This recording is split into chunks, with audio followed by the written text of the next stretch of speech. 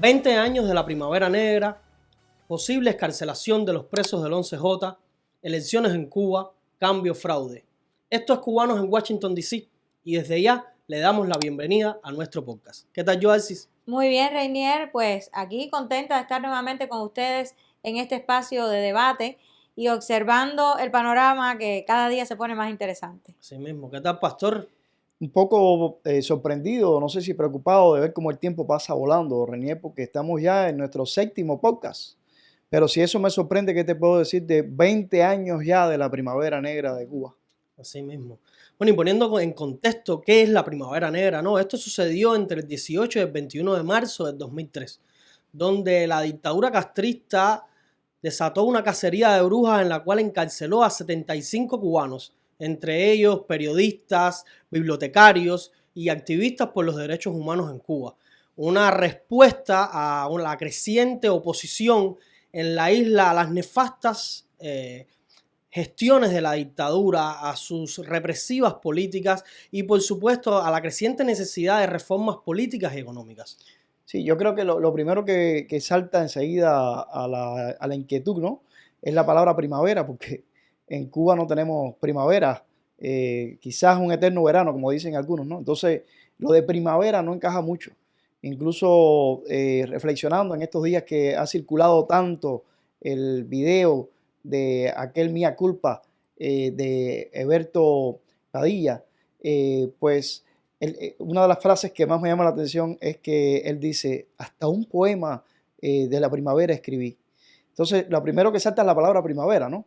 Y por conexiones, pues también un país que sufrió el comunismo, en este caso la antigua Checoslovaquia, en el año 1968, entre enero y julio del 68, pues tuvo lo que se ha denominado como la Primavera de Praga, que el pueblo checo pues trató de conseguir su libertad, pero finalmente fue reprimida en julio cuando los tanques soviéticos entraron a Praga y bueno, por cierto, fueron aplaudidos por Fidel Castro.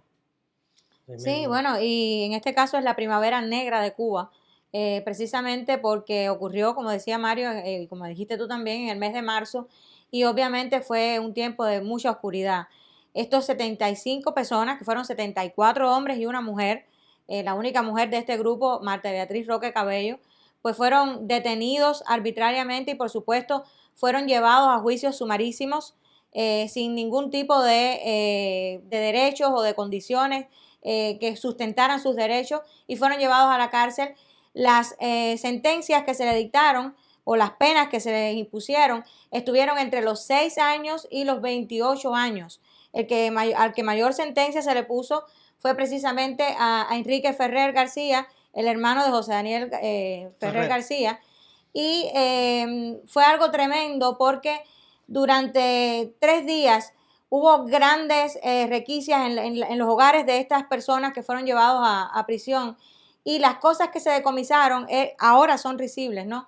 Porque por supuesto a ninguno de ellos, como dice el poeta Jorge Olivera, a ninguno de ellos le encontraron ni siquiera una cuchilla con la que pudiera hacerle daño a nadie del régimen.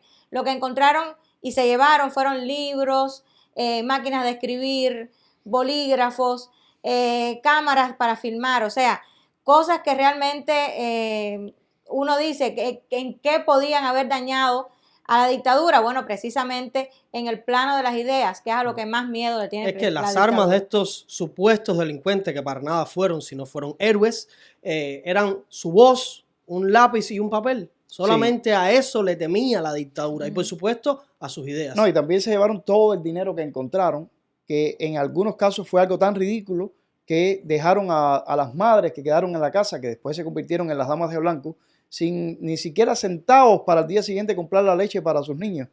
O sea que dejaron a estas familias devastadas, porque por un lado se llevaron a los hombres, solo con la excepción de, bueno, Marta Beatriz Roque, que fue la única mujer, pero las mujeres que se quedaron sin ni siquiera los centavos que necesitaban para el día siguiente comprar la leche. Sí, fueron procesados bajo la ley número 88 o ley Mordaza, conocida como ley Mordaza, que imponía, como ya vemos, pues largas sanciones, ¿verdad?, de años.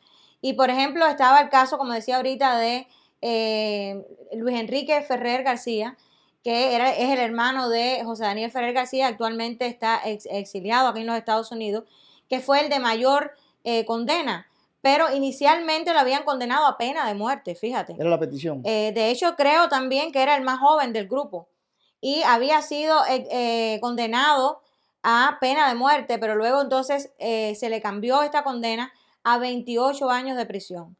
En el caso, por ejemplo, de José Daniel Ferrer, pues estuvo condenado a 25 años de prisión y, por supuesto, todavía está bajo el estado de licencia extrapenal, que se supone esta sentencia o esta condena termine o expire en el año 28, pero eso, por supuesto, está en manos. 2028. Exacto, pero eso está en manos, por supuesto, de los antojos de la dictadura, ¿no? No, y es válido resaltar que José Daniel Ferrer es posiblemente el único preso que queda de la Primavera Negra, porque a pesar de que Félix Navarro también estuvo entre este grupo de los 75, pues ya Félix Navarro ha sido enjuiciado en la actualidad por los sucesos del 11 de julio, pero el caso de José Daniel Ferrer no. Simplemente está en prisión sin juicio, sin ni siquiera fecha de juicio además, y está preso basado en esto, ¿no? En que él estaba en una supuesta libertad condicional y la incumplió producto de que el 11 de julio salió a las calles junto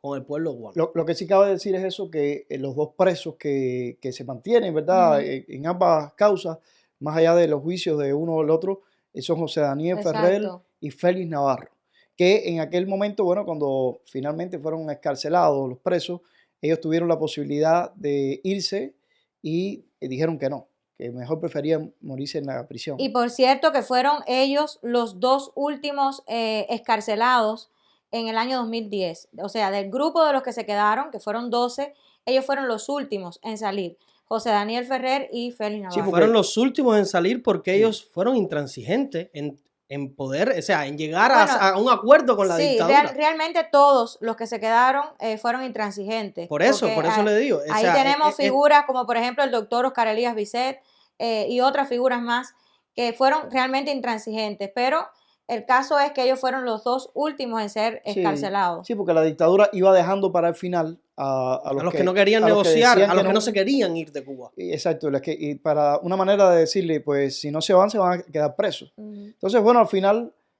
los sacó a sus casas con licencia extrapenal porque, bueno, eran acuerdos que ya ellos habían realizado y no les quedaba más remedio que sacarlos. Y además la presión, yo creo que social, internacional, y lo otro también. Es que al final eso no es una libertad plena, porque obviamente sigues en las manos del sistema, ¿no? O sea, haces cualquier cosa, y eso está demostrado ahora con José Daniel Ferrer, haces cualquier cosa que me moleste y vuelves de nuevo a prisión. Sí. No, y ya que a 20 años de la Primavera Negra del 2003 es inevitable pues hablar de los presos que tenemos del 11J, que ha sido esta nueva ola represiva, ya que estamos tocando el tema de las licencias extrapenales, pues como tú bien dices, pues una licencia extrapenal significa no es estar libre, que en cualquier momento te pueden llevar. Y aprovecho esto que estamos hablando en este momento para hablar acerca de un preso que está con licencia extrapenal del 11J, que es mi amigo Javier Delgado Torna. Javier Delgado Torna está con licencia extrapenal porque su estado de salud realmente es deplorable. Incluso fue alguien que no debieron haber llevado nunca a la prisión, porque la noche que se llevaron a Javier Delgado Torna, que fue el 11 de julio del 2021 allá en Caibarien, tocaron a la puerta de su casa alrededor de las 11:30 de la noche. Javier Delgado Torna tenía al lado de su cama un balón de oxígeno porque ha tenido padecimientos de sus pulmones que le funcionan muy mal. Se llevaron a Javier y no se llevaron el balón de oxígeno. Y esto no fue un impedimento para estos represores. No, exacto. Sin embargo, en la cárcel, estoy muy en contacto con Javier Delgado Torna y con su hija Adriana Delgado. Especialmente, bueno, Adriana me escribe prácticamente todos los días. Ellos nos ven desde Cuba. Y aquí les mandamos un saludo. Les mandamos un saludo, estamos con ustedes, hermanos.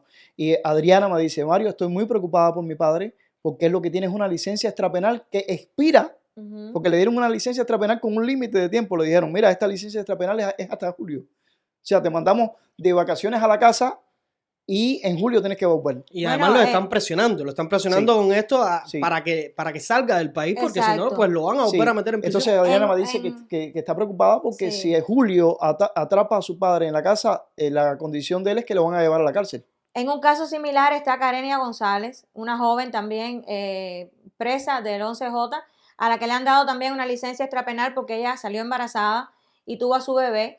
Y se supone que cuando el bebé cumpla 1 año, pues ella tiene que retornar a la cárcel. Yo también estoy en contacto con su hermana Quirenia y esto es una gran preocupación, porque imagínate separar a esa madre injustamente, ¿no?, de su pequeño niño, es algo terrible. Y por cierto, fíjate, estamos hablando de los 20 años de la Primavera Negra, pero es inevitable, ¿verdad? Porque a los 20 años lo que tenemos es las cárceles llenas todavía de más presos.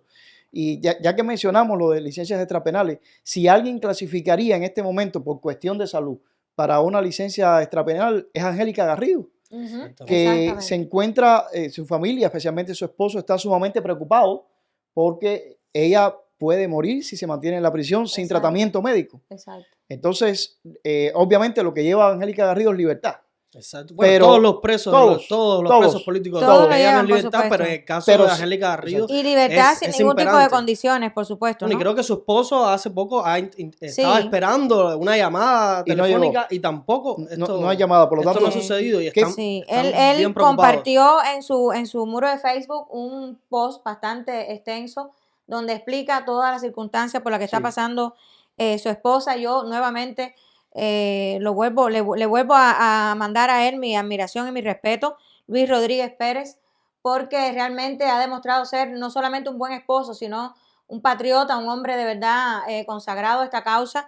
Y él está alertando, por supuesto, de que ella tiene los mismos síntomas previos a un accidente cerebrovascular. Wow. Parece que ya ella ha venido presentando todas estas dificultades de salud y el riesgo que está corriendo es precisamente que tenga un accidente cerebrovascular que puede ser algo muy grave para la salud de esta mujer, que además es muy joven para tener algo como esto, ¿no? Pues fíjense qué triste que estamos hablando de los 20 años de la Primavera Negra del 2003 y a los 20 años no estamos hablando de algo que quedó en el pasado, sino que estamos hablando que a los 20 años las cosas en Cuba están peores. Y que se han incrementado los presos políticos. Exacto. En aquella ola represiva fueron 75 prisioneros. Esta vez pasan de miles. En aquella ola represiva fue una mujer, Marta Beatriz Roque. Ahora estamos hablando de muchas mujeres. Por cierto, de cientos de mujeres. Que una de las cuestiones que pasa con Angélica Garrido es que obviamente le achacan a ella y a su hermana haber sido las artífices de la carta que circuló, de la cual hablamos en pocas anteriores, y la tienen pues cogida contra ella. Exactamente. Pero es terrible. Y yo creo que volviendo un poco a lo que fue la Primavera Negra en sí, a raíz de esto pues surge el movimiento de las Damas de Blanco. Exacto. Que en un principio pues fueron las esposas, las hijas de pues los presos del grupo de 75, las madres, las hermanas. Exacto, las mujeres de los familiares, ¿no? Y a 20 años después de los presos de este grupo de 75. Sí, a 20 años después nos encontramos que algunas de las mujeres que fueron en aquel momento damas de blanco, pues ahora están presas también. Por ejemplo, es el caso de Sailí Navarro, la hija de Félix Navarro. Cicia Abascal, la más joven de las damas de blanco. Yo recuerdo perfectamente en la Primavera Negra del 2003 que yo visité la casa de Sailí y allí estaban su mamá y ella, y Sailí siendo una jovencita, casi una adolescente todavía, pues prácticamente ella y su madre, ella ayudaba mucho a su madre con Félix. Ahora la madre está sola en la casa. Totalmente sola. Todos los domingos arrestan a la madre de Sailí, a la esposa. Y cobrándole multas. Y todos los domingos le cobran multas. Sí. Presionando. Sí, algo terrible. Presionando a aquellos que solamente están abogando por la libertad de sus seres queridos. Volviendo al contexto de la Primavera Negra, pues precisamente así fue como liberaron a estos presos, a los 75 presos de la Primavera Negra de Cuba. El contexto fue el siguiente, o sea, la opinión pública internacional se movilizó y le exigió y le hizo presión al régimen precisamente por todas las acciones que se hicieron dentro de la isla, ¿no? Entre ellas las damas de blanco, que surgieron, por supuesto, para apoyar a sus familiares presos y para denunciar todos los abusos en contra de ellos y exigirle a la dictadura que los liberara. La muerte de Zapata Tamayo en la huelga de hambre y al día siguiente de la muerte de Zapata Tamayo, la huelga de hambre de El Coco Fariñas, que fue, por supuesto, una famosa, ya eso quedó en la historia, su huelga de hambre que prácticamente lo lleva también a él a la muerte.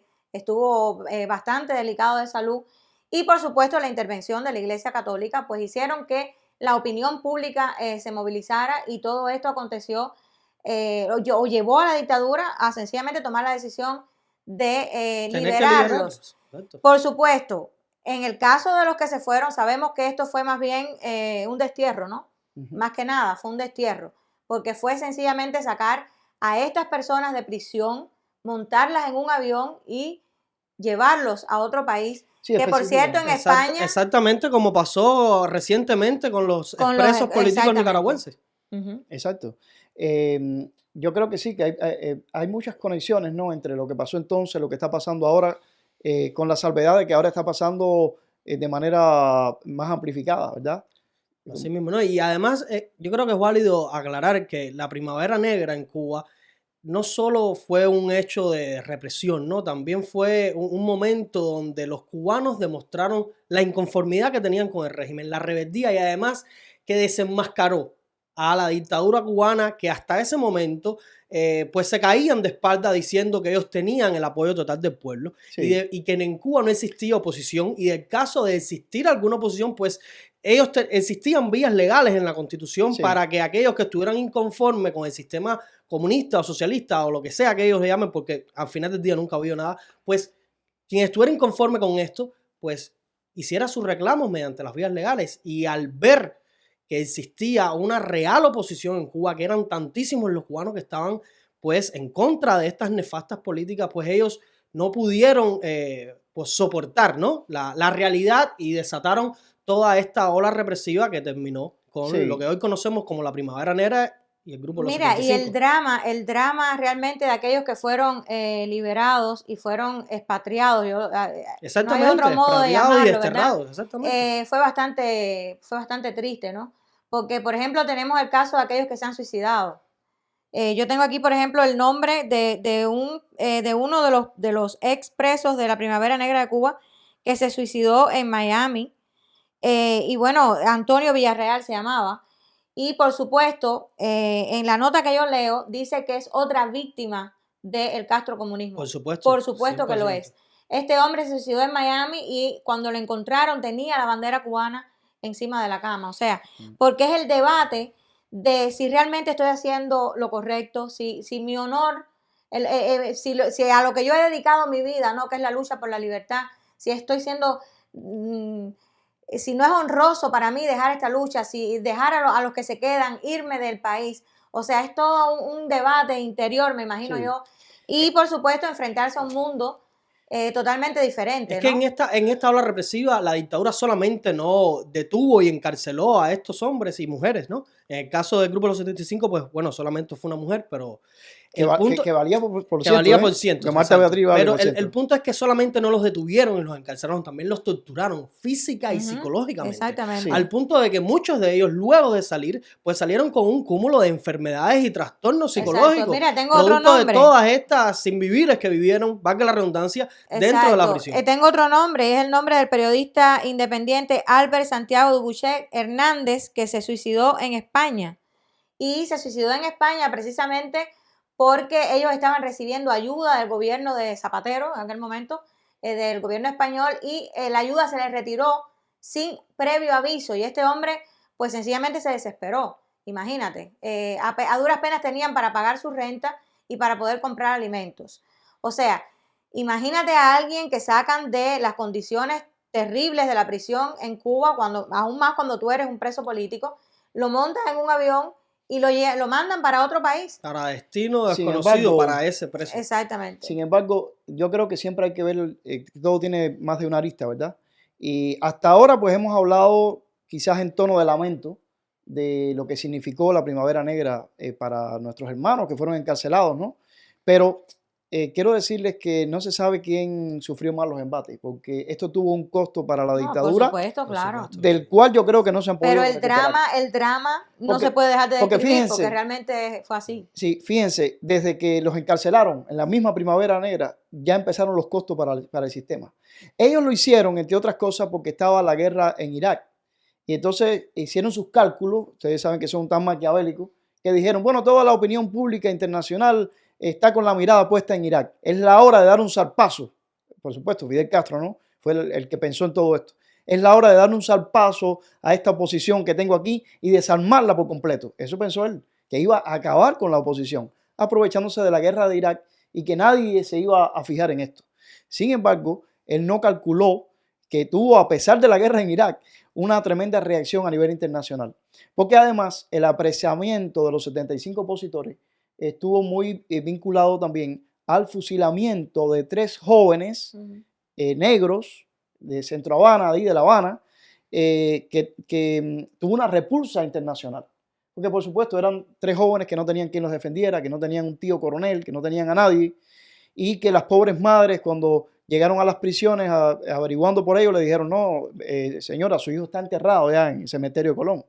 Entonces esto tuvo desde el principio, fíjense, la Primavera Negra, porque esto estuvo vinculado, tuvo una repulsa contra ellos, y lo mencionamos ya en podcasts anteriores cuando hablamos de Zapata, que incluso gente de la izquierda internacional reaccionaron. El caso del premio Nobel de Literatura José Saramago, el caso de Eduardo Galeano, el del famoso libro de las venas abiertas de América Latina, reaccionaron contra la propia dictadura. O sea, que personas que simpatizaban con ellos reaccionaron, primero por esta oleada represiva y segundo, por el asesinato de estos 3 jóvenes, ¿sí? Que no hubo ninguna muerte. Es verdad que habían secuestrado una lanchita en regla para venir a los Estados Unidos, pero no mataron a nadie. Sin embargo, lo juzgaron por lo que hubiese podido suceder. Bueno, pero también no solo por lo que hubiese podido suceder, sino como mismo fue la Primavera Negra en forma de escarmiento, ¿no? Para aquellos que quisieran pues oponerse al régimen. Pero tampoco podemos olvidar que el régimen actúa así, o sea, ahí están, por ejemplo, todos estos que han sido juzgados por algo predelictivo, o sea, tú no has cometido todavía el delito. Peligrosidad social predelictiva. Peligrosidad social eso predelictiva. No has cometido aún el delito, pero ya yo te estoy juzgando por ello, ¿no? En ciencia ficción, para hablarlo a los Steven Spielberg, es Minority Report. O sea, Minority Report, sí. Minority Report. Yo sé lo que tú vas a hacer y te juzgo anticipadamente por lo que vas a hacer. Que es algo totalmente contraproducente, porque tú no puedes ser juzgado hasta que no se te pruebe que realmente tú eres culpable, ¿no? Exacto. Es una de las evidencias claras de que es una dictadura totalitaria donde se sigue lo que imparten algunos, lo que dictaminan algunos y la verdad, la justicia, pues eso no significa nada para ellos. Pero yo insisto que lo que pensó Fidel Castro, que él iba a barrer de un manotazo con la oposición, le salió totalmente mal. No, totalmente, por supuesto. Insisto en que el costo para la dictadura, del cual no se han repuesto hasta el día de hoy, fue enorme y que empezó desde el apresamiento y desde el asesinato de estos 3 jóvenes. Los costos siguieron. Por ejemplo, después se hizo famosa la entrevista 100 horas con Fidel, de Ignacio Ramonet, y yo recuerdo que uno de los capítulos que a mí más me interesó es la parte cuando Ignacio Ramonet le hace las preguntas incómodas que le hace a Fidel Castro sobre la Primavera Negra, mencionándole en este caso un preso que le costó muchísimo a Fidel Castro, el caso de Raúl Rivero, que era quizás de los 75 el preso más conocido. Claro, por supuesto. Por su talento, por sus muchos premios, porque además había estado dentro del sistema cultural. Él había sido el secretario de Nicolás Guillén, miembro de la UNIAC, súper conocido, con libros publicados en Cuba, con premios famosísimos. Y Raúl Rivero entonces fue quizás el más destacado de todos esos presos. Y le cayeron arriba a Fidel. Bueno, el más destacado, o sea, el más conocido. Más conocido, internacional. Más conocido por la literatura y todo esto. Entonces, yo recuerdo perfectamente en la entrevista 100 horas con Fidel que Ignacio Ramonet le pregunta y Fidel trata de evadirlo. Y trata de evadirlo como era muy usual en él en muchas entrevistas. Recuerdo muchas otras que podría mencionar. Él era muy envolvente. Muy envolvente. Ignacio Ramonet no se la deja pasar, como se dice. Y volvió a preguntarle. Bueno, fueron varias veces que Ignacio Ramonet le pregunta y Fidel se nota, aún leyendo la entrevista, que estaba como incómodo.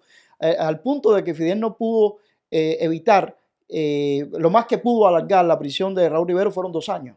Finalmente le tuvo que dar una licencia extrapenal a Raúl Rivero, porque le estaba costando más caro Raúl Rivero en la prisión que fuera de ella. Bueno, el caso es que obviamente esto marcó también a la dictadura porque de alguna manera o de todas las maneras posibles, el mundo vio el verdadero rostro de la dictadura, como recientemente con el 11 de julio ha visto el rostro crudo, sin ningún tipo de máscara, ¿verdad? Fidel Castro, como bien dice Mario, era bien envolvente. Yo creo que engañaba un poquito más, lograba que la gente se engañara un poco más. Ahora están siendo bastante brutos, bastante crudos. Pero no es menos cierto también ahora hay muchísima más exposición. Exacto, pero no es menos cierto también que el drama que vivieron los 75 de la Primavera Negra no puede dejar de exponerse.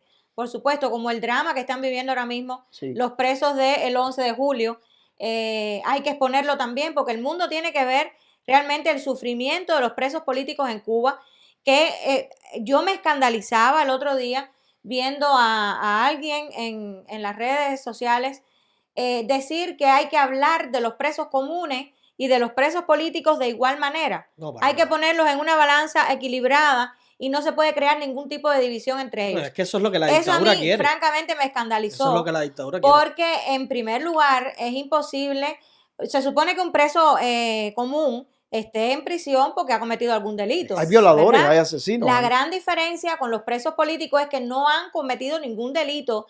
Lo único que han hecho es sencillamente o tratar de expresarse o hacer críticas al sistema que son pues, es su derecho, son totalmente válidas, o han intentado manifestarse públicamente en contra del sistema, algo que también es totalmente válido. Por lo tanto,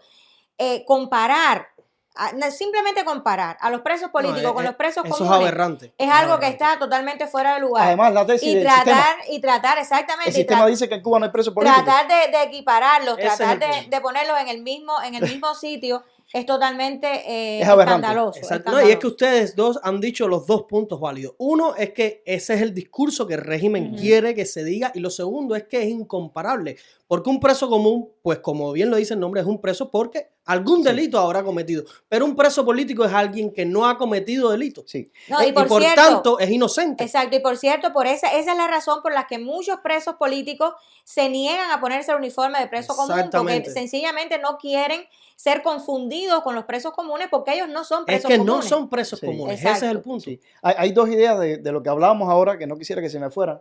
Una es que cuando mencioné ahora el ejemplo de lo envolvente que era Fidel Castro, cuando Ignacio Ramonet le hace la entrevista y que él trata de evadirle y trata de... otro amigo de Fidel Castro, en este caso Fray Beto, el cura brasileño, en la famosa entrevista también Fidel y la religión, le hace una pregunta que Fidel le hace el mismo juego que le hizo a Ramonet. Le dice: Fidel, en Cuba nunca se cerró una iglesia, y Fray Beto le tuvo que hacer la pregunta como 10 veces hasta que Fidel Castro terminó diciendo: no, jamás se cerró una iglesia, mintiendo frontalmente, ¿no? Bueno, pero Fidel Castro era un mentiroso patológico. Y por cierto, la otra idea que quería decir, ahora que menciono el tema de las iglesias, y no me saco del tema, van a ver por qué, es que si es bien cierto que la Primavera Negra del 2003 pues encarceló a estos 75 disidentes, yo, que provengo de Cuba, de las iglesias bautistas, siempre he sostenido la tesis de que los bautistas tuvimos una Primavera Negra también mucho antes, en el año 1965, cuando en una sola noche nos llevaron presos a todos los pastores, fueron casa por casa de los pastores y se los llevaron. Y a los seminaristas los enviaron a los campos de concentración conocidos entonces como las unidades militares de apoyo a la producción. O sea que los bautistas tuvimos nuestra Primavera Negra en abril del año 1965 y sucedió algo idéntico a la Primavera Negra del 2003. Las mujeres se pusieron los pantalones, igual que las mujeres de los presos en el año 2003 se convirtieron en las damas de blanco. Y aquí, ojo con esto, esta fue otra de las derrotas del castrismo. Yo estoy diciendo que si ponemos en una balanza costo-beneficio, el castrismo perdió más con la Primavera Negra, porque generó, sin darse cuenta, el movimiento más famoso de la oposición política cubana, damas de blanco, que con un gladiolo y vestidas de blanco los pusieron a temblar. Pues en el año 65 pasó lo mismo. Aquellas mujeres no se pusieron un vestido blanco y no cogieron un gladiolo, pero se convirtieron en las pastoras de las iglesias. Fíjense que aquí hay un fenómeno interesante. La Convención Bautista Occidental a la que le sucede esto en Cuba es hija de la Convención del Sur de los Estados Unidos, que es muy reacia a que las mujeres hablen en las congregaciones. Sin embargo, las mujeres cubanas, en Cuba no se ve tan mal que una mujer cubana hable en las iglesias. Lo ganaron. Se lo ganaron porque se llevaron presos en una noche a sus esposos. Exacto. Y las mujeres tuvieron que convertirse en las pastoras de las iglesias. Es que yo creo que ¿qué iba a decir, volviendo a las damas de blanco. Bueno, disculpa un momentico, iba a decir, para no perder la idea que está diciendo Mario, es que yo creo que las iglesias siempre han sido un foco de atención de la dictadura castrista, por ser no solo una comunidad que le brinda nombre, sino sobre todo por poner a Dios delante de todo y no O sea, y esto es lo que no quiere la dictadura. Primero, porque el comunismo lo venden como una religión. Y segundo, porque para ellos, por encima del partido, no hay nada. Y yo creo que eso ha sido uno de los errores que hemos cometido los cubanos, y es sacar a Dios de la ecuación en la lucha por la libertad de Cuba. Exacto. Volvemos a las damas de blanco y yo realmente las felicito, las admiro muchísimo, porque la dictadura también pensó que ya luego de ser liberados los 75 de la Primavera Negra de Cuba, este movimiento de las damas de blanco iba a cesar. Pero ellas dijeron, no, mientras haya un preso político en Cuba, nosotras vamos a seguir manifestándonos y vamos a seguir luchando por la libertad de estos presos. Yo hace unos días atrás entrevistaba a una dama de blanco, madre de una dama de blanco además que está presa, la madre de Cici Abascal, ella se llama Ania Zamora, y una de las preguntas que le hacía era precisamente cuáles eran las acciones o qué estaban haciendo las damas de blanco por la libertad de los presos políticos del 11J, y ella me respondía que las damas de blanco siguen muy activas y que por supuesto siguen activas y siguen apoyando a la familia de los presos, que esa era una de las labores además que siempre han hecho las damas de blanco, partiendo del hecho de que ellas mismas eran las familiares, ¿verdad?, de los presos políticos. Y ahora mismo pues lamentablemente hay 3 damas de blanco presas también después del 11J. Y es, por supuesto, algo que las mantiene a ella también en pie de lucha todavía. Por cierto, no sé si habrá sido tu entrevista lo que lo habrá ocasionado, pero Ania Zamora en estos días fue noticia porque le dieron una golpiza. Sí. Fue a la prisión, fue a averiguar por su hija y resulta que le cayeron a golpe. Una mujer militar que por supuesto tendrá que responder a la justicia el día que sea posible esto, pero lo cierto es que también va a tener que responder el oficial que se quedó allí tranquilo mirando cómo esta mujer oficial golpeaba a Ania Zamora. Terrible. No, yo creo que resaltando también el valor que han tenido todas estas mujeres que forman las damas de blanco y algunos hombres que posteriormente se fueron sumando, ¿no?, a esta organización opositora al régimen castrista.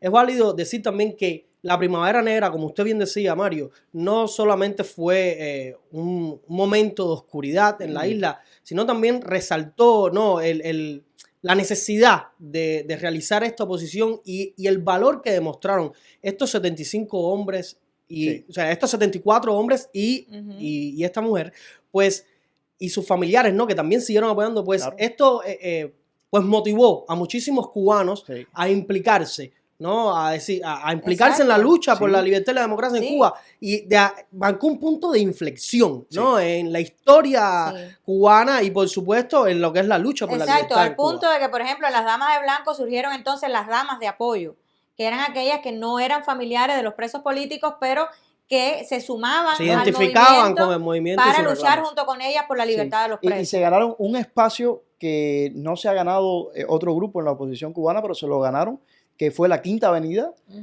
Todos los domingos iban a las misas de la iglesia de Santa Rita y al terminar la misa salían a desfilar por toda la Quinta Avenida con sus gladiolos y después en el Parque Gandhi daban una conferencia de prensa donde muchas veces los domingos iba la prensa extranjera y las entrevistaba. Exacto. Ahí conocí yo en el Parque Gandhi a Laura Pollán, uno de esos domingos. O sea que yo les digo algo, es verdad que da mucha tristeza ver cómo se sufren las dictaduras y los presos porque ese políticos. Es el drama que no se puede dejar de exponer. Pero si mencionamos nada más que a la Primavera Negra del 2003 se le debe el nacimiento de las damas de blanco, ya perdieron.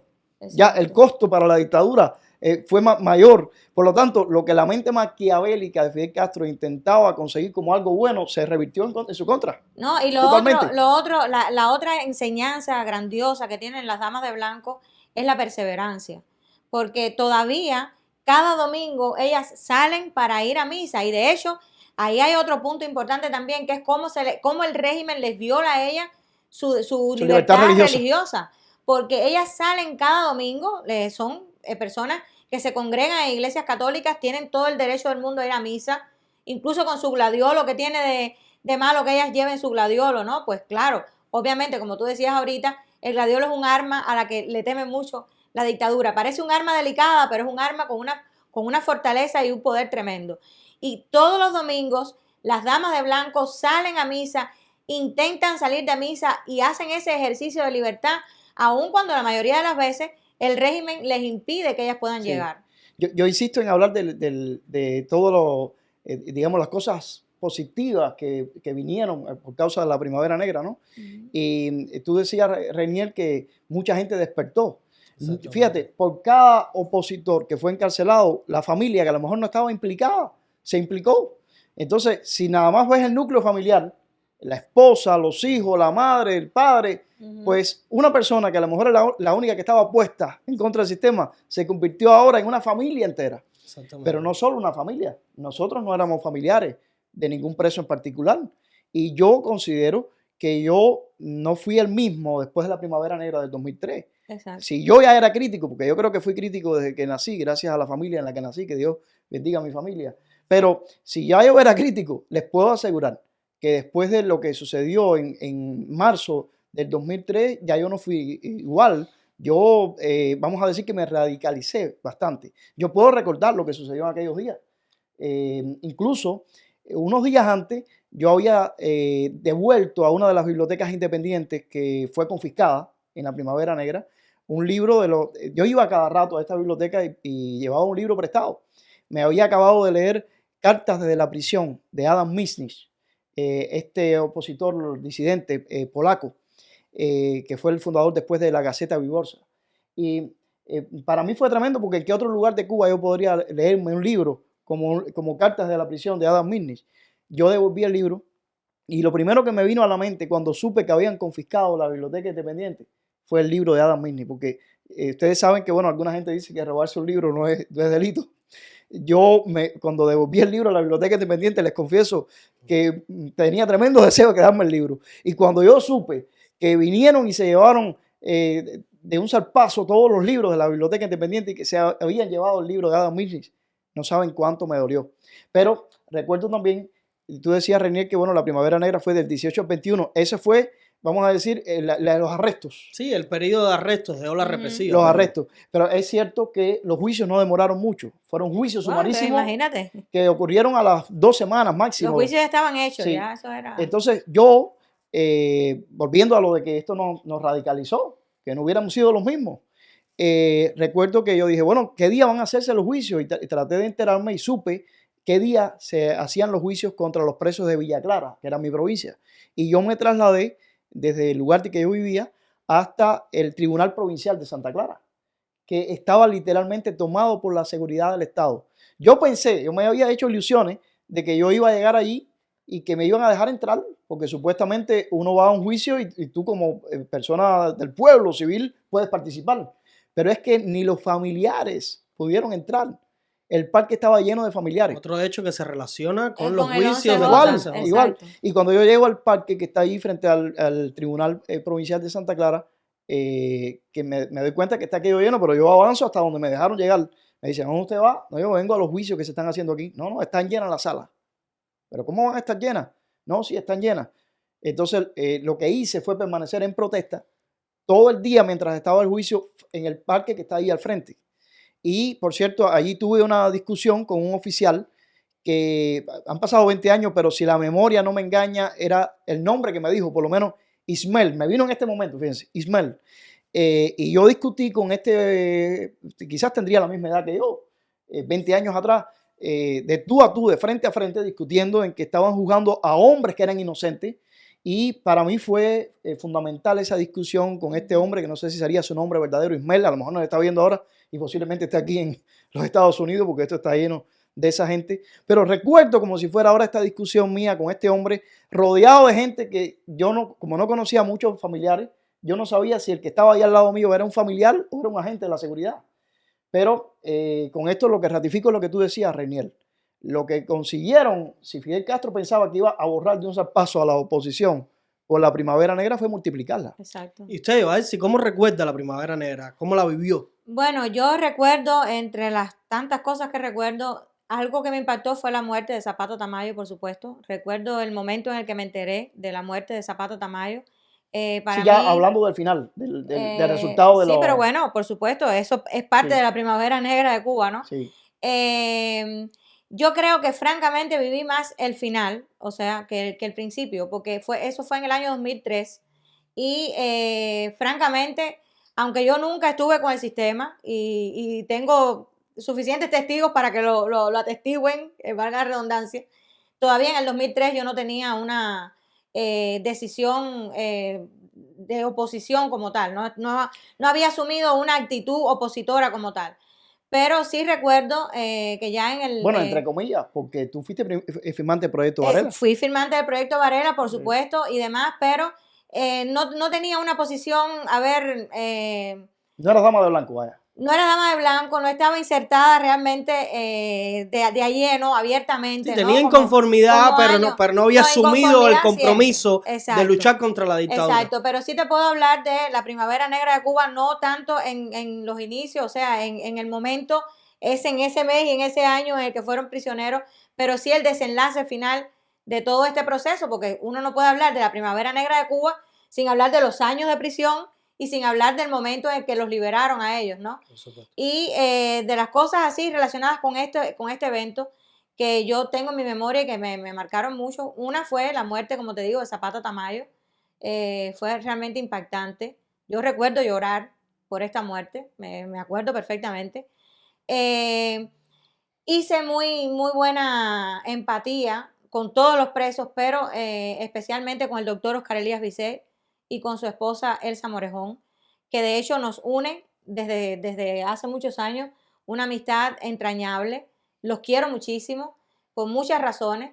Yo recuerdo incluso ya después que cada vez que íbamos a La Habana, pues siempre teníamos que llegar, era parada obligatoria llegar a casa de mis hermanos, que además son mis hermanos en Cristo también, Elsa y Oscar Vicet.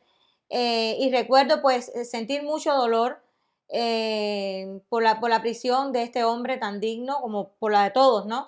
Por supuesto, pero ver también a Elsa, que es una mujer que no solamente se había enfrentado o se estaba enfrentando a la prisión de su esposo, sino que ya antes, desde una niña, ella había tenido que enfrentar la prisión de su padre, que también fue un preso político, y esta mujer a mí realmente me fascina ella, porque imagínate todo lo que ha sufrido y a pesar de eso es una persona tan ecuánime que ha sabido mantener una postura sumamente digna delante de todo, ¿no?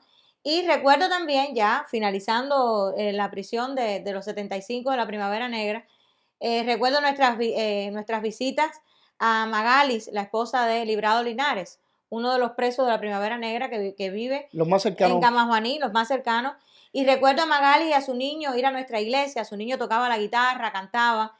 Y luego, bueno, el día en que a él lo liberaron, que fue un día para mí extraordinario porque allí vi una cantidad de opositores. Yo nunca había estado entre tantos opositores.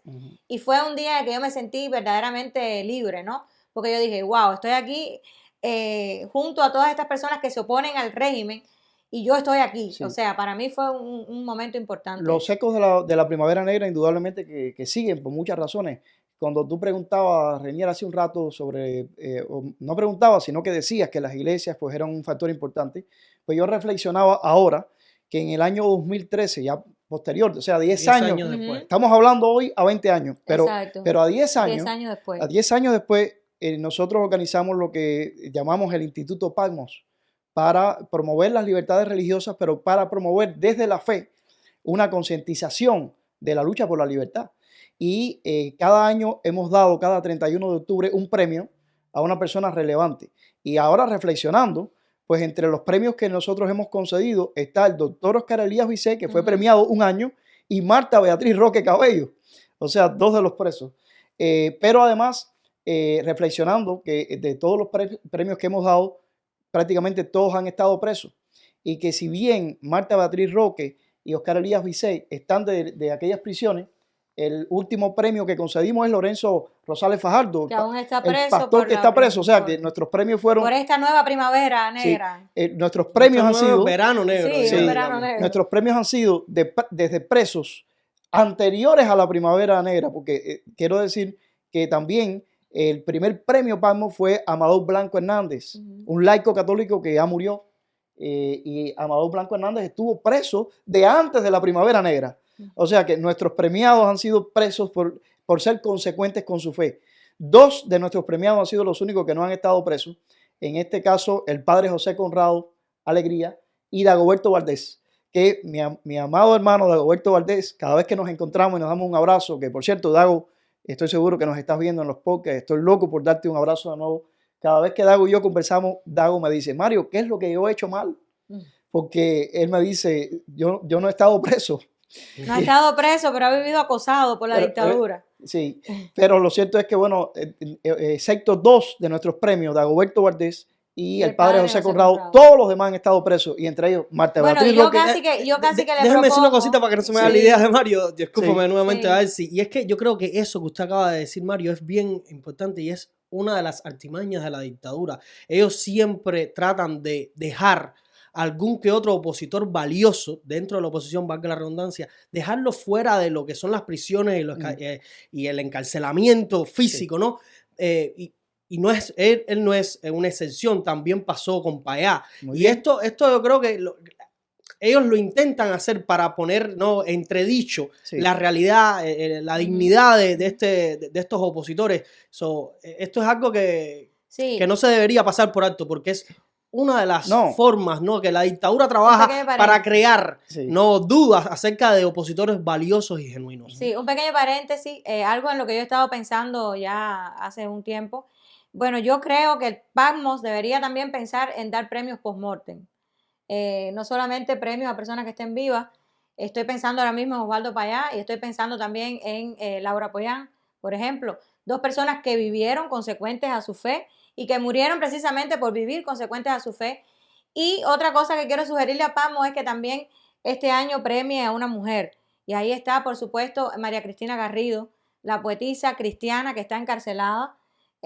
Así que se lo dejo ahí públicamente a PACMOS para que lo piense. El premio PACMOS toma nota porque ya de hecho estamos recibiendo algunas otras sugerencias también, pero tomamos nota. Yo creo que van a tener que hacer entonces un listado de premios este año. El premio para este año va a estar bien complicado. Pero volviendo a lo que estaba diciendo Reinier de Osvaldo Payá, esto se conecta totalmente con la Primavera Negra del 2003. ¿Por qué? Porque de los 75, 40 y tantos tenían en común que habían participado del proyecto Varela. Habían sido recolectores de firmas. Fue casi que un castigo. Y firmantes, además. Exacto. Entonces, la gran pregunta, y por supuesto detrás de esto estaba el propósito de la dictadura, ¿qué pasa que Osvaldo Payá no está ¿por qué no fueron 76? Si Osvaldo Payá tenía que haber sido el primero. Y ahí salieron enseguida quienes empezaron a cuestionar, ¿no? A sembrar la duda, que lamentablemente contra Osvaldo Payá esto fue algo totalmente fuertísimo. Hoy todo el mundo habla bien de Payá. Pero en su momento no fue así. En su momento. Y la duda caló en muchas personas. Y ese era el propósito, precisamente, de que Payá se quedara en la calle, que por cierto fue otro castigo para él. Porque yo estoy convencido que siendo un creyente como era Osvaldo Payá, él hubiese preferido estar con sus hermanos en la prisión a quedarse fuera por una simple razón, además de la solidaridad. Osvaldo Payá estaba comprometido con los 40 y tantos que tenían que ver con el proyecto Varela. No con los 75 que fueron presos. Con los 75. Exacto. Y Osvaldo Payá, ustedes pueden imaginarse cómo se sentiría Osvaldo Payá, que no cabía en sí, no hallaba, además no podía, porque era imposible poder ayudar, pero se sentía a la vez responsable de todos esos presos. Entonces, para él fue fuertísimo, pero la demostración de que algo peor para él estaba guardado fue su asesinato, su vil asesinato, en el año 2012, en julio de 2012, junto a Harold Cepero. Exacto. Y bueno, mencionabas a Laura Pollán, que fue otra asesinada, conectada directamente con la Primavera Negra del 2003. Imagínate, la fundadora y líder de las Damas de Blanco. Exacto, la muestra de que las Damas de Blanco le dolieron tremendamente es que la asesinaron, porque yo estoy convencido que ella fue asesinada igual que Osvaldo Payá. No, pero además, ¿qué líder? Porque yo recuerdo tanto a Laura Pollán. Te voy a decir algo que un día dije, cuando yo vi por primera vez en toda mi vida a Laura Pollán hablando en una entrevista. Dije, esta mujer me cae muy bien, porque era una persona que hablaba de sus ideas y tú sentías la convicción, pero a la vez la delicadeza. Era una persona tan extremadamente delicada, una mujer muy femenina, muy delicada. Era una maestra. Una maestra, o sea, su voz tenía una dulzura, que a pesar de que ella ponía énfasis, por supuesto, en lo que ella hablaba y de sus convicciones y de que lo hacía con firmeza, tú notabas esa dulzura, esa parte delicada, femenina de Laura Pollán. Para mí, realmente desde el primer momento en que la oí hablar, fue alguien al que yo dije, esta mujer yo la admiro y la respeto y tiene toda mi simpatía. Bueno, yo creo que hoy, pastor, estoy totalmente de acuerdo con usted, que muchas veces pues no estamos no tenemos el mismo punto de vista acerca de algo. Pues, manera. Hoy yo creo que es imposible que no estemos de acuerdo. Tendrá que ver esto, que este es el séptimo podcast, número 7. El número perfecto. Pues yo creo que hoy sí estoy totalmente de acuerdo con usted, y es que la Primavera Negra fue algo mucho más contraproducente para la dictadura, que lo que ellos quisieron hacer, que fue lograron lo contrario. Poder desestructurar toda la oposición, le sucedió todo lo contrario. La oposición lo que hizo fue enriquecerse, fortalecerse y por supuesto crecer.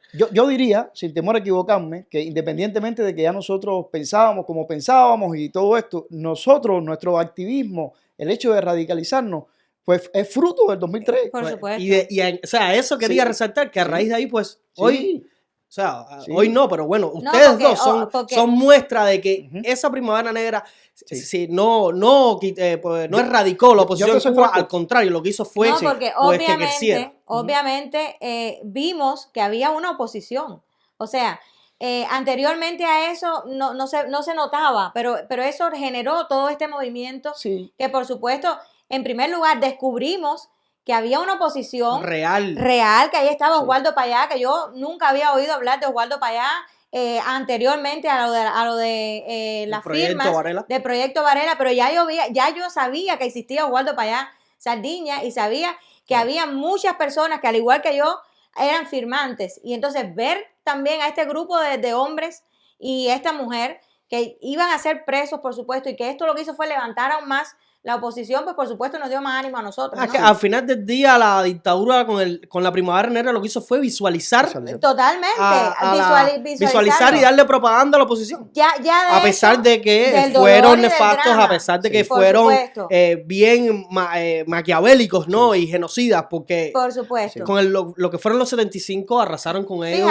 Y fueron, o sea, ellos le ocasionaron torturas físicas y psicológicas graves. No, por supuesto, pero fíjate, ya habían visualizado a Oswaldo Payá, ya lo habían hecho con lo del Proyecto Varela, porque después todos son hasta brutos, ¿no? En vez de, como decir, en vez de ignorar, lo que hacen es fomentar aún más la cosa, ¿no? Y luego, con estos 75, pues también, por supuesto, dieron visibilidad a que había una oposición, y que una oposición que estaba trabajando. Porque tú, por ejemplo, hablabas del mismo Raúl Rivero. Raúl Rivero era un periodista independiente, decidió ser un periodista independiente, fue uno de los fundadores de Hablemos Press, esta agencia de prensa independiente. Y si alguien no había oído hablar de Raúl Rivero, el poeta, el escritor famoso, pues ya, sencillamente a partir de ahí, alguien no había oído hablar de Jorge Olivera, otro poeta, pues a partir de ahí ya habíamos oído hablar de Jorge Olivera, y así sucesivamente, ¿no? De muchas figuras, el doctor Oscar Elías Bisset, con todas sus denuncias sobre las malas prácticas del sistema de salud cubano. Los hermanos Ferrer con Lumpacu. Exactamente, los hermanos Ferrer, todos, en definitiva, ¿no? Fíjate, René, me hiciste recordar otra anécdota. En uno de mis arrestos, estoy hablando de posiblemente el año, si mal no recuerdo, 2011, fue un domingo que se iba a hacer un servicio religioso en Santa Clara con el pastor Jordi Toranzo, que ya murió también, y a mí me detuvieron para impedirme llegar a este servicio, que tenía que ver, por cierto, era con la muerte del disidente de Santa Clara. Y entonces, de Soto García. Sí, de Soto García. Y en ese arresto, un agente de la seguridad me dice lo siguiente, me dice, nosotros fallamos contigo. Así me dijo el hombre. Dígale, ¿por qué? Dice, porque nosotros teníamos que habernos puesto para ti desde el año 2003, cuando tú estabas frente al tribunal de Santa Clara. Pero lamentablemente te dejamos correr y no nos dimos cuenta. Y de repente lo estoy conectando ahora, porque eso me lo dijo esa gente, cuyo nombre ahora ni quiero acordarme, ni me acuerdo, pero me dijo así, me dijo, nosotros fallamos contigo. No sé si fue un autoanálisis, pero me dijo, la cuestión es que te dejamos correr y no teníamos que haberte dejado correr, teníamos que haberte puesto el dedo desde el 2003, así me dijo este hombre. O sea que, pero me da la idea, y es inevitable hablar de las anécdotas personales, por supuesto, que hasta qué punto yo mismo habría sido el mismo en mis posiciones si no hubiese ocurrido una primavera negra del 2003. Lo lamento, ¿verdad?, por el dolor que todo esto entraña, pero yo no habría sido el mismo. Y es que esto me radicalizó por completo. Y realmente fueron años de mucha actividad opositora. Fueron años de mucha actividad opositora. Te digo, las damas de blanco solamente yo creo que era todas las semanas había una noticia de represión lo que sucedió sobre las damas de blanco por su accionar sí. Y por todas sus actividades, ¿no? Sí. Que eran constantes. Cada día que mantuvieron presos a los 75 fue un día de derrota para la dictadura, porque los presos se volvieron brasas de fuego en sus manos y entonces tenía un costo tremendo. Por lo tanto, lo que hubo fue un movimiento increciendo, que no paró hasta el 2010, cuando tuvieron que liberarlos a todos. ¿Y qué sucede cuando los liberan a todos? Más allá de que, bueno, de que podemos cuestionar la manera en que los liberaron y que los expatriaron, tuvieron que liberarlos porque no podían mantenerlos. No podían con la presión, exacto. Y los que éramos un poquito más jóvenes, nos animamos con esto, porque dijimos, espérate un momento que le estamos cogiendo la baja a la dictadura. Y entonces el movimiento de la oposición creció con tremenda fuerza y fue entonces quizás por lo cual ellos comenzaron a matar. A pesar de que había una moratoria de la pena de muerte después que habían matado a estos 3 jóvenes negros que ya mencionábamos ahorita, por el alto costo político, por cierto, moratoria que estuvo presente hasta que ahora empezaron a aplicar el nuevo Código Penal. Todavía, que sepamos, no han condenado a nadie a muerte, pero en el nuevo código la reactivaron. Lo pueden hacer. Está reactivada. Pero había una moratoria con la pena de muerte, pero estaban matando extrajudicialmente, con accidentes fabricados.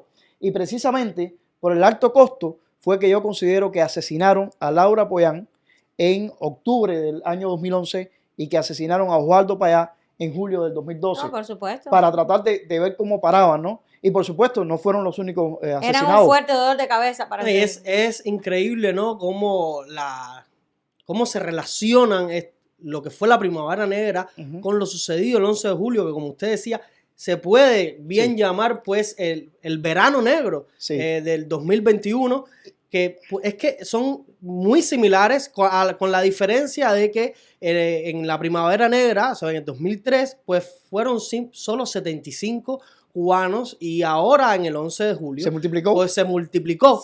¿Por qué tantos presos? Porque esa es la pregunta que hay que hacerse. Pero las situaciones han sido iguales, ¿no?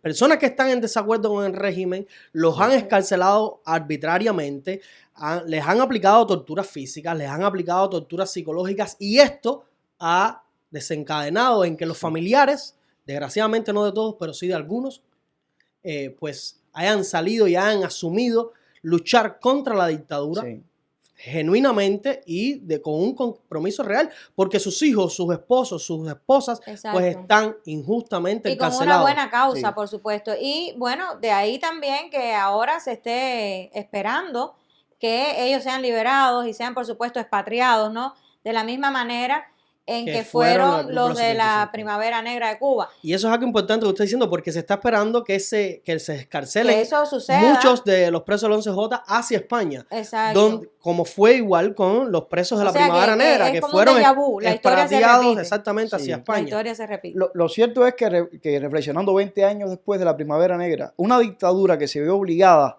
en marzo del 2003 a encarcelar a 75 disidentes opositores, que casi 20 años después, en el 21, 18 años. Muchos de ellos bibliotecarios. Bibliotecarios, periodistas independientes, escritores, como ya te decíamos, poetas. Pues todos intelectuales. Yo resaltaba el hecho de ser bibliotecarios porque eran personas que simplemente lo que tenían era acceso a libros que facilitaban para que. Pero obviamente muchos de esos libros eran libros censurados. Por supuesto, pero vean qué temerosa es la dictadura, que solamente el hecho de tener libros que están en contra de las ideas, pues ya eso te hace ser objetivo de su represión. Sí, pues que esa misma dictadura que encarceló a 75 en el 2003, casi 20 años después, 18 años después, el 11J, haya tenido que encarcelar a miles, es la mayor demostración que la dictadura está fracasada y que va a desaparecer. No, y que la Primavera Negra no fue tan efectiva como muchos piensan, sino que fue el inicio de un nuevo despertar de los cubanos para luchar por la libertad y la democracia. Y fíjate, decir el inicio, como mismo el inicio de época, ¿no? En un contexto de época. Porque estos más de 64 años han sido una continuidad todo el tiempo. Lo que en cada zarpazo que la dictadura ha pretendido dar, el zarpazo le ha salido mal. porque ese zarpazo lo único que ha hecho es levantar más Claro, oposición. lamentablemente le ha salido mal el zarpazo, pero siguen ahí, siguen en el poder. Y entonces, siguen, pero siguen. Pero yo digo... Y siguen todavía siendo impunes, ¿no? En muchos sentidos. Siguen, pero yo digo que el sacrificio de nuestros hermanos y hermanas por supuesto. no va a ser en vano. Por supuesto Tanto no. de los muertos, tanto de los mártires, como de los presos. No, para eso primero van a tener que matar a todos los cubanos. Para que el sacrificio de nuestros mártires y nuestros héroes sea en vano, primero van a tener que matar a todos los cubanos. Yo digo que no es en vano. No es en vano porque, por supuesto, cada aporte que se ha hecho para la lucha de Cuba es importante, sobre todo cuando ese aporte es la sangre, ¿no? Pero lo que sí es cierto, es un hecho, es que lamentablemente todavía siguen ahí en el poder. Y por eso vuelvo a mencionar una frase que cité también de Osvaldo Payá el día que lo recordábamos por su nacimiento, cuando él dijo, cuidado con estos muertos que matáis, porque pueden expoliar el ansia de libertad del pueblo. Sí, y si digo esto, y por eso es que no hay tantos muertos como pudieran haber, déjenme decirle, porque ellos saben que por un Osvaldo Payá asesinado se levantan cientos de Osvaldo Payá. Por una Laura Pollán asesinada se van a levantar cientos de mujeres. Y no solo se van, sino se han levantado. Sí. Y con esto le quiero decir a la dictadura, porque ellos nos están viendo también, que tengan mucho cuidado con nuevos muertos. Tengan cuidado con lo que están provocando con Angélica Garrido. Si a Angélica Garrido le pasa algo en la prisión, ustedes van a saber lo que van a hacer Angélica Garrido multiplicada. Que Dios quiera que esto no suceda. Pero cuidado con estos muertos que matáis, porque pueden expoliar el ansia de libertad del pueblo. Exacto. Bueno, yo creo que trasladándonos un poco más a la realidad, como usted estaba hablando del caso de Angélica Garrido, todo vamos a decir bola, ¿no? Que se está corriendo porque la dictadura trabaja mucho con esto, ¿no? Ellos sueltan informaciones a ver cómo la gente lo toma. Pues todas estas noticias que hay acerca de la excarcelación de los presos del 11J no es tanto una bola, ¿no? Ya hay noticias de que se han tratado de comunicar con familiares de los presos del 11J para ver si tienen pasaporte, para ver si tienen la documentación necesaria para ellos, pues, desterrarlos, ¿no? Sí, hemos tenido informaciones de algunos presos, en algunos casos esto ha sido público y ya está en algunas publicaciones. En el caso de Cubanet hay una publicación donde además se involucra a embajadas de Europa también, que están en este caso ya se dice abiertas para facilitar que presos políticos, especialmente del 11J, quizás puedan salir en próximos días rumbo a Europa.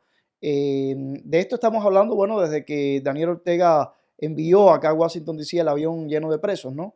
Pero ya les digo, independientemente de lo que significó esta excarcelación entre el año 2010 y el año 2011, pues sabemos que si bien no es una victoria que los escarcelen de esta manera a los presos, una dictadura, vuelvo y repito, que encarceló en el 2003 a 75 y que después en el 2021 tiene que encarcelar a miles, es una dictadura que está fracasada. No, yo creo algo, y es que si bien, como usted dice, no es una victoria, o muchos no lo entienden como una victoria, yo sí lo veo como algo favorable a la presión y a toda la oposición que se está haciendo a favor de la libertad de los presos políticos. Yo creo que, por supuesto, no estamos derrotando a la dictadura, pero sí es una victoria para todos aquellos que han alzado la voz por la liberación de estos presos políticos. Bueno, porque además, creo algo, y lo he dicho varias veces, sobre todo con relación a Ferrer, es que para mí son mucho más valiosos vivos.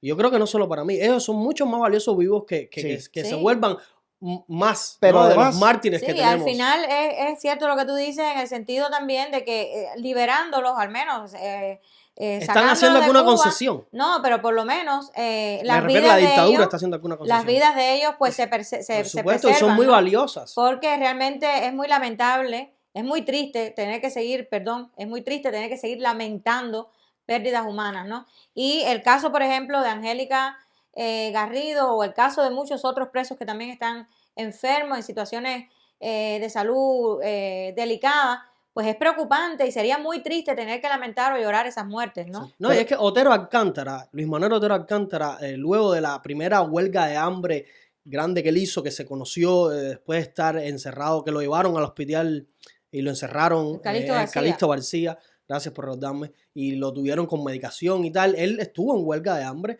y luego, pues, la dejó, ¿no? Y luego que salió del hospital, que lo liberaron, él lo dijo, ¿no? En una entrevista, dijo, yo estaba decidido a morir, pero en ese letargo, ¿no? Donde caí producto de la situación que uno se encuentra en una huelga de hambre, me vino algo a la mente como diciendo, yo creo que soy más valioso vivo, ¿no? Soy más útil vivo y que me puedo seguir oponiendo al régimen que dejándome morir, porque al final del día, a pesar de que esto tenga un costo político para la dictadura, al final es una victoria, porque se deshacen de personas importantes, influyentes en la lucha. Lo interesante, y qué bueno que volviste a mencionar a José Daniel Ferrer, que lo estamos mencionando desde el principio, no por gusto, ¿verdad? Sino porque fue un preso de la Primavera Negra. Él y Félix Navarro son una muestra de lo que hemos estado diciendo acá. La Primavera Negra del 2003, a 20 años de haber ocurrido, está rindiendo frutos todavía. Y la mayor muestra de eso es que estos presos de la Primavera Negra han sido presos también del 11J. O sea, la Primavera Negra del 2003 pervive y se manifiesta todavía en el 11J. Por lo tanto, el saldo es totalmente positivo en favor de la libertad y es una muestra de que es una dictadura, de que por más intente aplacar las ansias de libertad del pueblo, es imposible. No, y la muestra de que al final del día la Primavera Negra lo que trajo fue que la oposición creciera, es que en su momento la Primavera Negra fueron 75 los apresados. A día de hoy, en el verano negro del 2021, pues son miles. Son miles los y no solamente que hayan sido miles los que salieron a las calles. No, son miles los que están presos, sí, no pero fueron te miles digo, los que salieron no a las solamente calles. porque, bueno, vamos a hablar, por supuesto, de lo que ocurrió el 11 de julio. Fueron cientos de miles los que salieron a las calles, ¿no? Pidiendo libertad. Porque más de 52 ciudades en todo el país. Hay que aclarar que no estaban pidiendo otra cosa que no era libertad. Estaban pidiendo libertad. No era solamente pedir pastillitas ni comiditas. Estaban pidiendo libertad. No solamente eso, sino también ver todo el desarrollo de la oposición cubana durante los años posteriores a la Primavera Negra de Cuba. Cómo fue creciendo durante todos esos años la oposición cubana, cómo se fue organizando, cómo lograron cosas, porque por ejemplo, en el año 2013, cuando ellos quitaron la Carta Blanca, eso fue un logro de la oposición cubana, por supuesto, de la labor de la oposición cubana y de sus denuncias y demás. Y también de la sociedad civil, del exilio por también. Supuesto, exactamente. Entonces, al final, pues, ¿qué logran? Ese es un punto importante también que tú acabas de decir. Logran incluso que el exilio y los cubanos de dentro que luchan en contra del régimen se unan, de alguna manera se reconozcan los unos a los otros. O sea, eso es lo único que logran, ¿no? Por supuesto, ese es el saldo positivo, aunque yo sigo diciendo que el saldo negativo es el drama que no podemos dejar de contar, que viven y sufren los presos políticos, todo el sufrimiento que les acarrean a estas personas por el simple hecho de tratar de expresarse y que además le acarrean a sus seres queridos, a sus familiares, ¿no? Todo ese dolor, todo ese drama, tenemos que seguirlo denunciando. No, yo creo que tenemos que seguirlo hablando. Yo creo que las dos perspectivas son relevantes, ¿no? Tanto la negativa como bien usted dice, que no podemos olvidar, pero también esa parte positiva que muchas veces no se ve, ¿no? Y yo creo que es importante también resaltar de que al final no les ha funcionado a la dictadura el objetivo. ¿Cuál era el objetivo de la dictadura con la Primavera Negra? Pues erradicar la oposición y que todo aquel que intentara cuestionar a la dictadura, que intentara oponerse, pues dijera, pues yo esto no lo voy a hacer, que tuviese miedo de enfrentarse, de oponerse abiertamente a la dictadura. Y a día de hoy se ha demostrado que esto no sucedió. Al contrario, se incrementaron los nombres, se incrementaron las cifras y pues la dictadura sigue en evidencia de que es eso, una dictadura. Y cada día seguirá en más evidencia por el trato a los presos del 11 de julio y por todo el trato al pueblo de Cuba, por la opresión, por el atropello que tienen contra el pueblo, por todas estas medidas, por ejemplo, del Código Penal, penalizando precisamente la libertad de expresión, ¿no? Otro hecho en común con la Primavera Negra, esta apresurada remiendo del Código Penal para justificar el encarcelamiento y las condenas que se le han hecho a los presos de los 11J, pues también sucedió el suceso de la Primavera Negra, cuando la dictadura se vio la necesidad de pues remendar el Código Penal con el que contaban en ese momento para poder justificar pues el modo en que procedieron con este grupo de los 75. Sí. Y como todos los factores cuentan, yo creo que independientemente de las damas de blanco y de todo lo que sucedió, pues también el activismo de los cubanos fuera de Cuba fue vital para la libertad. Por supuesto. Aquí mismo en Washington, D.C., personas como Frank Calzón no se cansaron de tocar puertas, de escribir cartas, de visitar congresistas, senadores, y eso es lo que también hemos estado haciendo y tenemos que hacer más, para que los que no son cubanos también sepan y conozcan acerca de todos los presos y pedir y exigir la libertad. Por cierto que Frank Calzón nos contó una anécdota sobre este tema.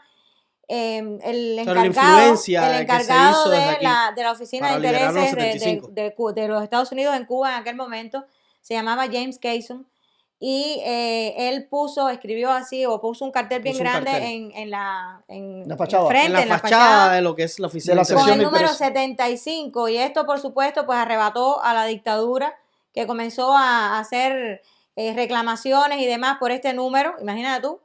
Y fue algo tremendo, ¿no? Creo que mostraremos la foto. Tenemos una foto, ¿no? Y para colmo, esta imagen es bien impresionante, ¿no? Sí. Impresionante, podríamos decir. Es que parece que quien tomó la foto lo hubiese hecho aposta, ¿no? En el sentido de que se ve un policía. Bueno, sí, uno de los que se estaba medio que quedando dormido. Sí. Y ahí en ese momento, pues le toman la foto y es la imagen, ¿no? Que exactamente. Queda y bueno, y entonces Fran también nos contaba, y eso yo lo recuerdo, de toda la burla de la dictadura a Cason, y entonces le llamaban el cabo Cason y ponían como unos, no sé, como propaganda en la televisión en contra de Cason, y entonces salía el cabo Cason, ¿no? Y Fran decía, y es verdad, que los niños, de tanto repetir lo mismo, los niños ya también hablaban sobre el cabo Cason y demás. Sí, hablando de repetir, y bueno, sin salirlo del tema, porque al final me contaban que en estos días en que ellos están preparando la fachada de las supuestas elecciones, pues Díaz-Canel se está creyendo, parece, o se quiere hacer ilusiones de que vive en un país donde hay democracia. Donde hay democracia. Se quiere hacer esa idea, ¿no? Bueno, es que eso es lo que ellos quieren venderle al mundo, y entonces la cuestión es que está yendo, sobre todo a Villa Clara, que en la circunscripción que lo tiene a él como candidato está ahí en Santa Clara. Y para hacer campaña. Para hacer campaña, está haciendo campaña. Increíble. Y entonces el otro día visitó, unos bufones. me han contado esto, lo digo aquí como primicia, visitó un círculo infantil y un niño, porque los niños ustedes saben que lo que repiten es lo que oyen, le dijo, imagínense, Díaz-Canel sin casa. Delante de todos los demás ahí, porque el niño lo que ha oído es que Díaz-Canel le dijo la frase a Díaz-Canel. Uh-huh. Y bueno, creo que Díaz-Canel se puso todos los colores. Y bueno, mi solidaridad con ese niñito, que Dios lo bendiga. Y también con los padres, porque obviamente el niño oyó a los padres. Supe que enseguida... Bueno, yo creo que el niño no tiene por qué haber odiado a los padres. Esto es una frase que ya es del gol popular. Lo cierto lo es que escuchar en la escuela, en el barrio, en una canción, en donde quiera.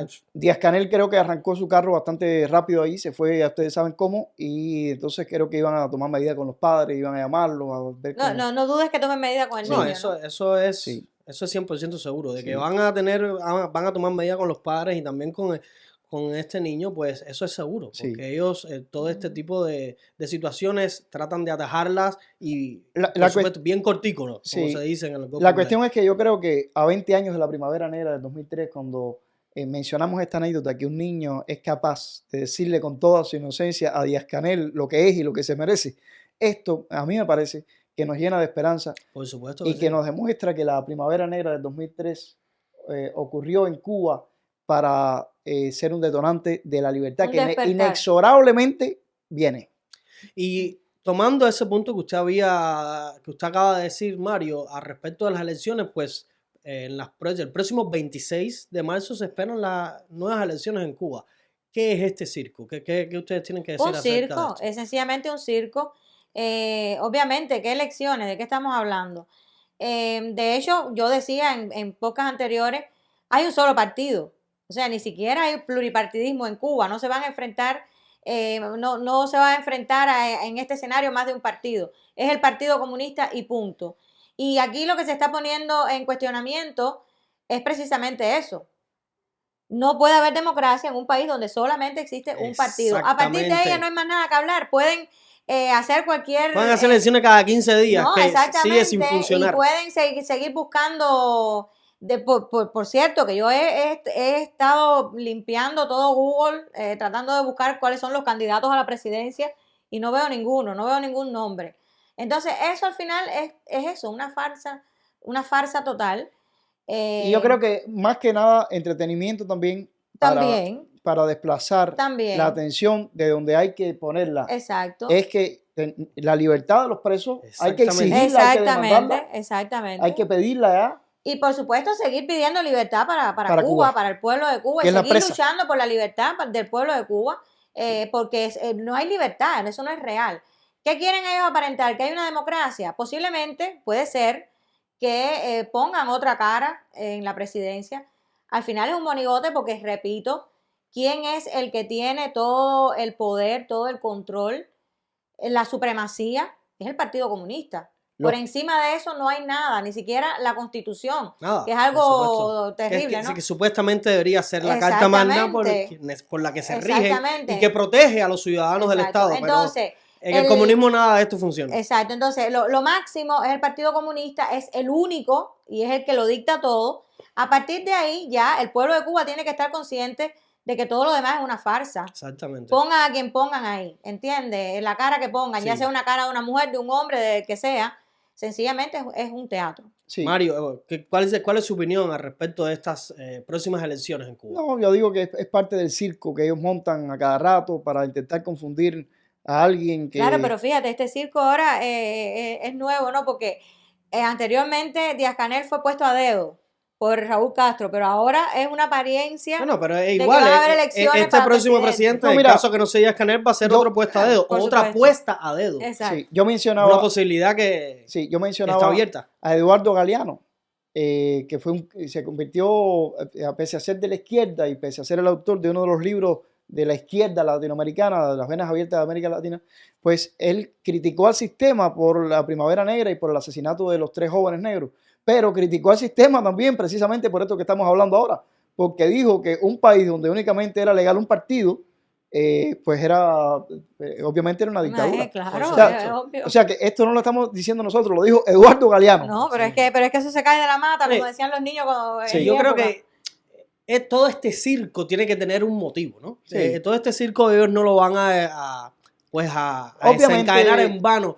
Y creo que y es una reflexión que había escuchado el maestro Albuquerque, y es que ellos están tratando de aprovechar al máximo lo que queda de administración Biden. Por supuesto. ¿Qué se le puede sacar a esto? Por supuesto, la dictadura está tratando de impulsar la idea de que es el levantamiento del embargo comercial a Cuba, pero nosotros sabemos, y Frank Calzón incluso nos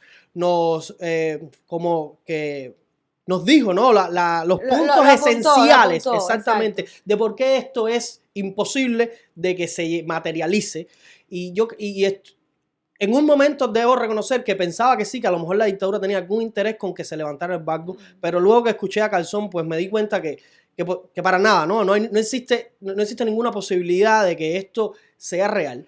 Y sí, él también creo nos dijo algo que yo creo que es válido resaltar, y es que la intención de la dictadura con todo este circo puede ser que quiten a Cuba, y por supuesto, diciendo Cuba es la dictadura, porque Cuba no tiene culpa de que estos dictadores sean quien nos representen, desgraciadamente, y es que quiten a la dictadura cubana de la lista de los países patrocinadores del terrorismo. Exacto. Yo creo que esto es un punto de vista bien válido, ¿no? Sí, que sea todo este circo que estén montando. ¿Por qué? Pues si liberan a los presos políticos y además hay nuevas elecciones en Cuba, pues todo esto daría un contexto, una supuesta democracia en Cuba, un falso, un cambio fraude, que esta es la reflexión que escuchaba Albuquerque también, un cambio fraude que dé la posibilidad de que levanten a Cuba, de que quiten a Cuba de la lista de los países patrocinadores del terrorismo, y esto les traería muchos beneficios. No, y también el relajamiento de las restricciones económicas, por supuesto, que es muy conveniente para el régimen.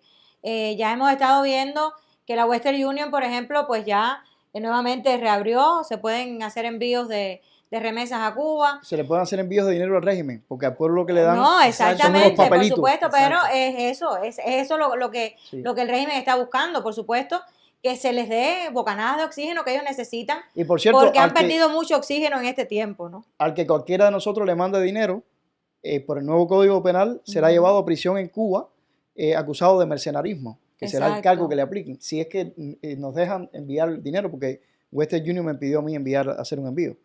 Entonces, yo lo que creo es que, en resumen, caballero, La dictadura cubana tiene un grave problema y es que lucha contra el ansia de libertad que Dios puso en el corazón de los seres humanos por el simple hecho de nacer. Una dictadura que tiene que usar la represión, el terror para tratar de amordazar a un pueblo que lo que quiere es libertad.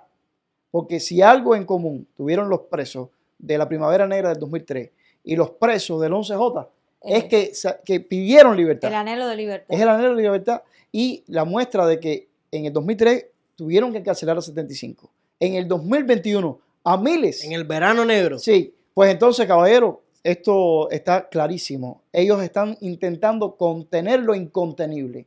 La libertad inexorablemente va a llegar al pueblo. Están apuntalando una que... dictadura que se desmorona a trozos. Exacto, Sí. y que además por lógica es así, porque nada puede estar todo el tiempo arriba. Mira, ni los imperios más grandes de la humanidad han durado en la eternidad. Yo les digo algo. Y se han caído por el mismo factor común, las nuevas generaciones Sí.